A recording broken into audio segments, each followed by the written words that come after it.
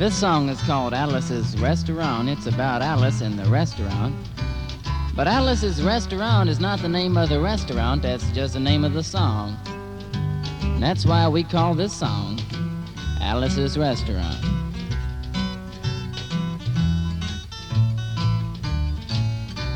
You can get anything you want at Alice's Restaurant. You can get anything you want at Alice's Restaurant. Walk right in, it's around the back, just a half a mile from the railroad track. And you can get anything you want at Alice's Restaurant. It all started about 4 Thanksgivings ago. It was about 4 years ago on Thanksgiving when my friend and I went up to see Alice and her husband Ray and Facha the dog. Alice doesn't live in the restaurant though. She lives in the church nearby the restaurant in the bell tower. Living in the bell tower like that, they got a lot of room downstairs where the pews used to be, seeing as how they took out all of the pews. And having all that room down there, they decided that they didn't have to take out their garbage for an extra special long time. Having all that garbage in there, we decided that it would be a friendly gesture for us to take the garbage down to the town dump. So we took the half a ton of garbage, put it in the back of a red VW microbus, took shovels and rakes and implements of destruction, and headed on toward the town dump. Well, we got there, and there was a big sign and a chain across the road saying, "Closed on Thanksgiving," and we had never heard of a dump closed on Thanksgiving before. So with tears in our eyes, we drove off down the road looking for another place to put the garbage. We didn't find one till we came to a side road, and off of the side road was a 15-foot cliff, and at the bottom of the cliff was another pile of garbage, and we decided that one big pile was better than 2 little ones, and rather than bring that one up, we decided to throw ours down. That's what we did.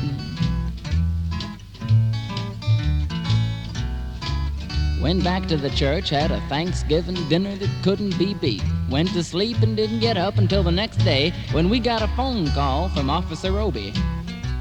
He said, "Kid, we found your name on an envelope at the bottom of a half a ton of garbage. Just wanted to know if you have any information about it." I said, "Yes, sir, Officer Obi, I cannot tell a lie. I put that envelope under that garbage." After speaking to Obi for about 45 minutes on the telephone, we finally arrived at the truth of the matter, and Obi said we had to go down and pick up the garbage, but first we had to go down and see him at the police officer station. So we got back in the red VW microbus with the shovels and rakes and implements of destruction and headed on toward the police officer station. Now, friends, there was only 1 or 2 things that Obi could have done, and the first was that he could have given us a medal for being so brave and honest on the telephone, which wasn't very likely, and we didn't expect that anyway. And the other possibility was that he could have bawled us out and told us never to be seen driving garbage around the vicinity again, which is what we expected. But when we got to the police officer station, there was a third possibility that we hadn't even counted upon, and we was both immediately arrested, handcuffed. I said, "Obi, we can't pick up the garbage with these handcuffs on." He said, "Kid, shut up. Get in the back of the patrol car," and we sat in the back of the patrol car and drove to the, quote, "scene of the crime," unquote. Now, friends, I want to tell you about the town of Stockbridge, Massachusetts, where this was happening. They got 3 stop signs, 2 police officers, and 1 police car. But when we got to the scene of the crime, there was 5 police officers and 3 police cars, being the biggest crime of the last 50 years. And everybody wanted to get in the newspaper story about it. And they was using up all kinds of cop equipment that they had hanging around the police officer station. They was using plaster, tire track, footprints, fingerprints, dog smell prints, and they took 27 8x10 color glossy photographs with circles and arrows and a paragraph on the back of each one explaining what each one was to be used as evidence against us. Took pictures of the approach, the getaway, the northwest corner and the southwest corner, and that's not to mention the aerial photography.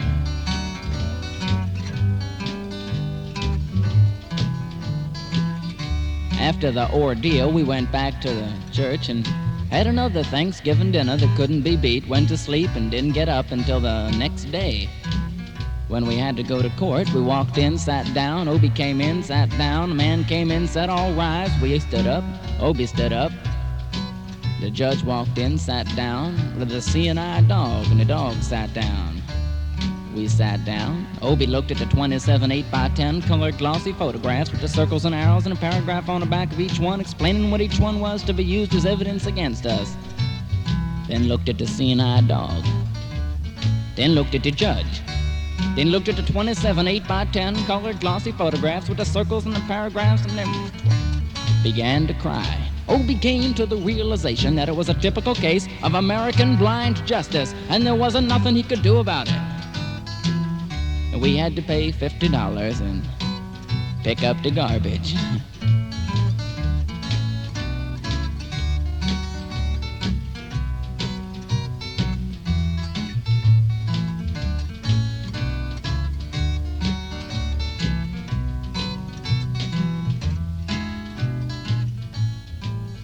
That's the first part of the Massacree.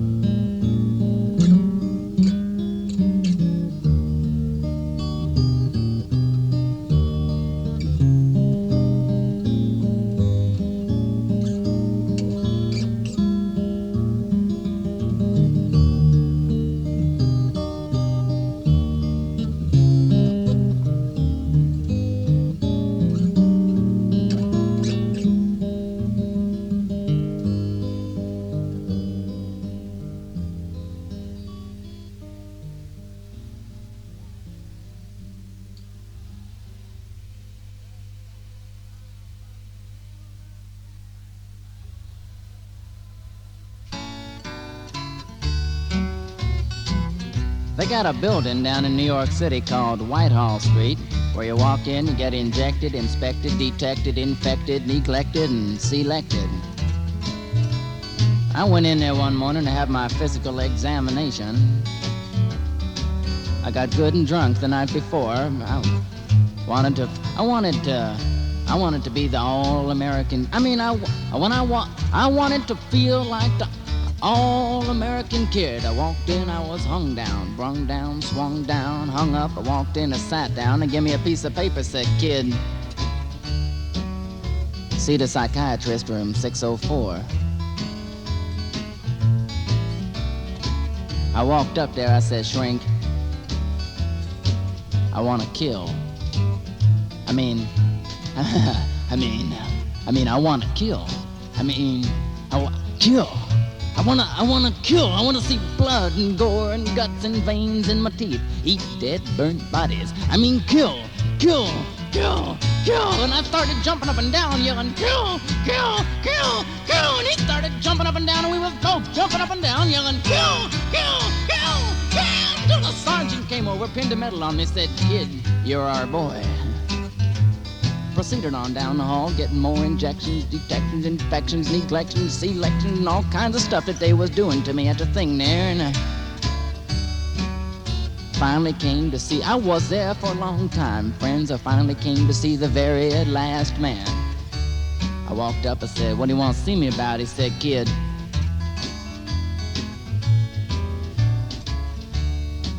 have you ever been arrested?"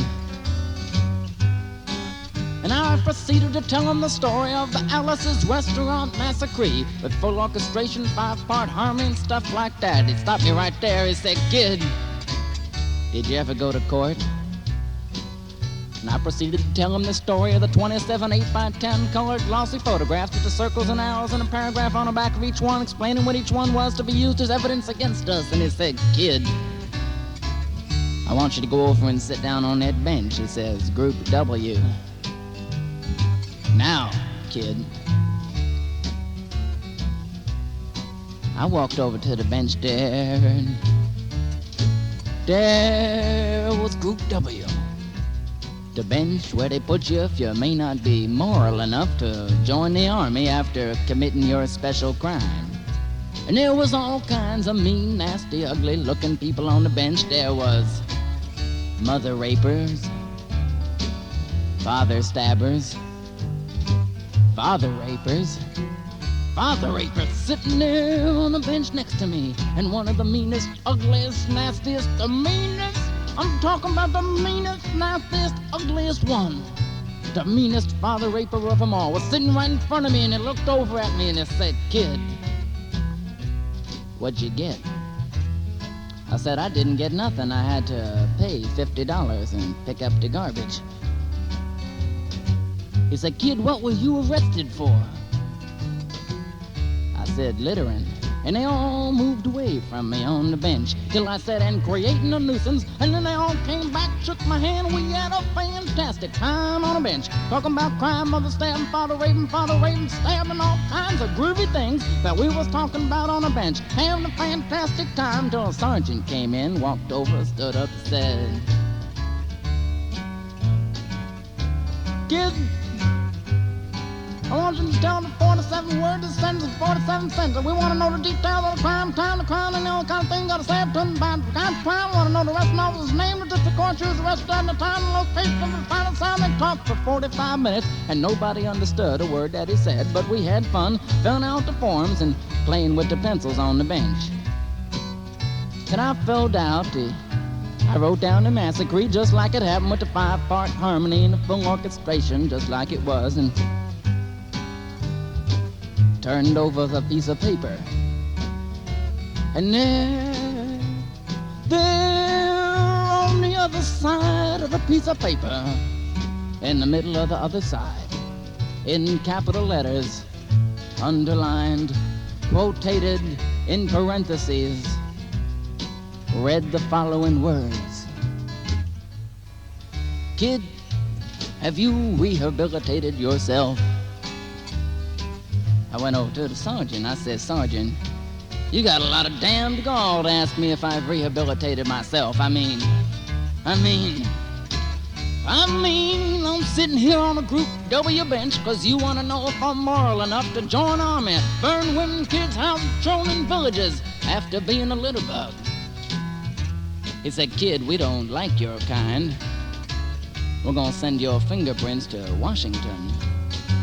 And friends, somewhere in Washington is a study in black and white, a file of my fingerprints.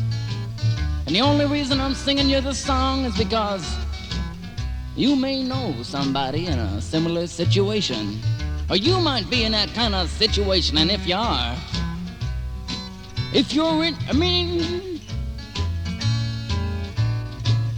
there's only one thing that you might be able to do. That's to walk into the shrink wherever you are and say, you can get anything you want at Alice's restaurant. Can you imagine that? Can you imagine? Imagine one person walking in, singing a bar at Alice's restaurant and walking out. You may think he's weird. You may not take him. But imagine two people walking in, singing a bar at Alice's restaurant and walking out. Two people in harmony. They may think they're both faggots and won't take either of them. Imagine three people walking in, singing a bar at Alice's restaurant. Three people. I said three people walking in, singing a bar at Alice's restaurant and walking out. And friends, they might think it's a movement. And that's what it is. The Alice's Restaurant Anti-Massacree movement. But imagine 50 people. 50 people a day. I said, can you imagine 50 people a day going in, singing a bar at Alice's Restaurant? And friends, they're gonna know that that's a movement. They're gonna know.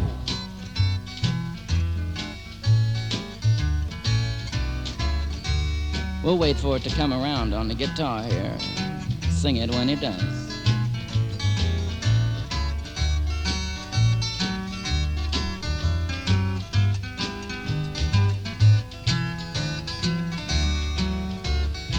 If you don't know it, though, I'd rather that you didn't sing.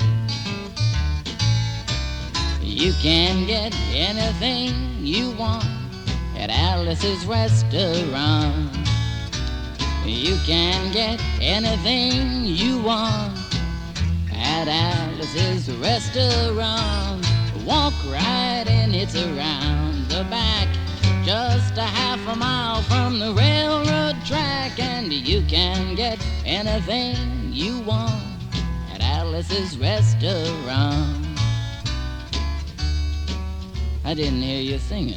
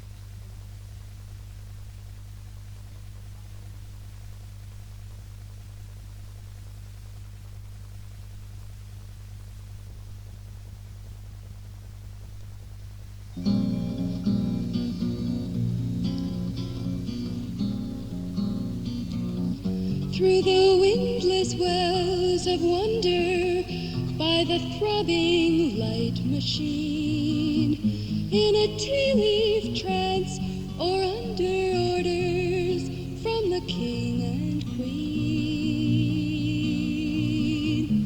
Songs to aging children come, aging children, I am one. People hurry by so quickly, don't they hear the melodies in the whining and the clicking and the laughing harmonies? Songs to aging children come, aging children, I am one.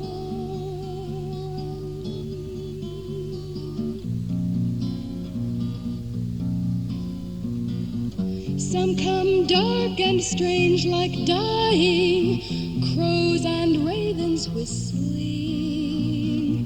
lines of weeping, strings of crying, so much said in listening.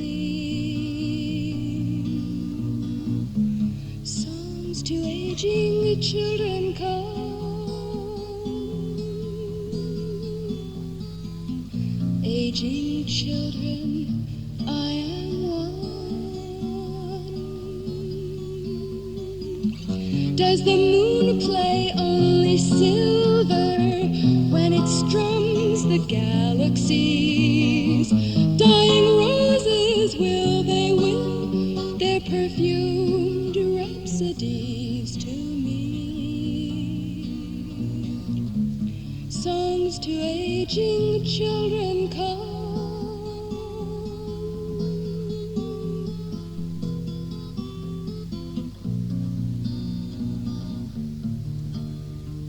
this is one.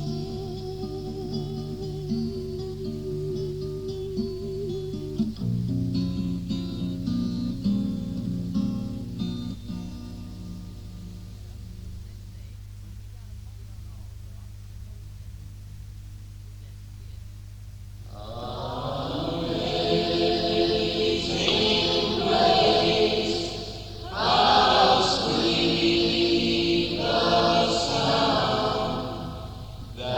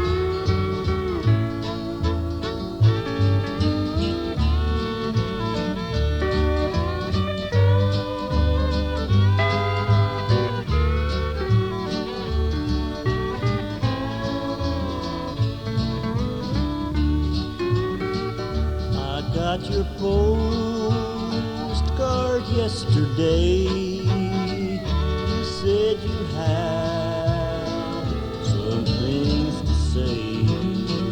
You said enough to all our friends. Now there's no chance to make amends. You